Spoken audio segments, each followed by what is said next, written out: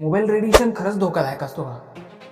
तर मग बघा, तुमच्या हातात असलेला मोबाईल हा तुमच्या आरोग्यासाठी खूपच धोकादायक असू शकतो. पण हे खरंच आहे का? का फक्त एक गैरसमज आहे?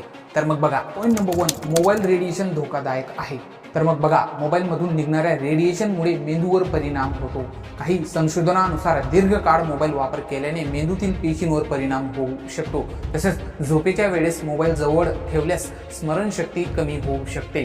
पॉईंट नंबर 2, मोबाईल रेडिएशन धोकादायक नाही. आता हे पण खरे आहे का? तर मग बघा, मोबाईलचे रेडिएशन प्रकार आयनायझिंग रेडिएशन नसून तो नॉन आयनायझिंग रेडिएशन आहे. म्हणजेच हे कॅन्सर सारखे आजार निर्माण करत नाही.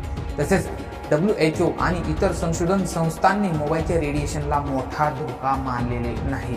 आपले शरीर आधीच नैसर्गिक रेडिएशनसाठी तयार असते. तर मग नेमके खरे काय? तर मग याचा अर्थ असा की मोबाईल रेडिएशन टोटली सेफ नाही. ही गोष्ट तुम्ही लक्षात ठेवायची आहे, पण तो तितकाही घातक देखील नाही. हो, याचा अर्थ असा की आपण मोबाईलचा वापर गरजेपुरताच केला पाहिजे.